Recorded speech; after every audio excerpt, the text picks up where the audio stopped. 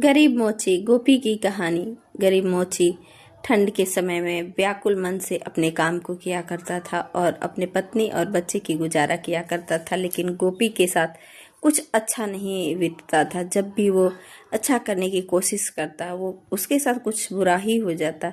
उस दिन घर के आसपास बर्फ की ओले पड़ रहे थे। ठंड के मारे वो ठिठुर रहा था, फिर भी अपने जूते की काम लेकर के और बड़े साहूकारों के दुकानों के सामने लगा देता है और बड़े साहूकार जो है उसके जूते के ठेले को वहां से उठा करके फेंक देते हैं और कुछ सामान इससे जब्त कर लेते हैं।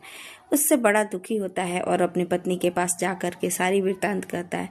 अब पत्नी हाय हाय करने लगती है, फिर भी वो हिम्मत नहीं हारता है और एक सेठ के पास जा कर के कुछ खाने की मांग करता है। खाने की मांग करने मात्र से वो सेठ बोलता है, तुम अपने घर मेरे नाम कर दो तो मैं तुम्हें खाने के लिए कुछ दूंगा। उस पर वो अपने घर को उस सेठ के नाम कर देता है और कुछ खाने के सामान ले जाकर अपनी पत्नी और बच्चे को खिलाता है। जैसे ही सामान खत्म होती है, अब सेठ जो है उसके घर को हथियाने की कोशिश कर लेता है। तभी उसकी पत्नी लड़ाई करती है उस सेठ से और उस घर को नहीं देने का साफ कह देती है, जिससे सेठ कहता है तुम मेरे लिए 3 तल्ले का घर बनाओगे मेहनत करके। और वो गोपी ठिठुरता हुआ 3 तल्ले के घर उस सेठ के लिए बनाकर तैयार करता है।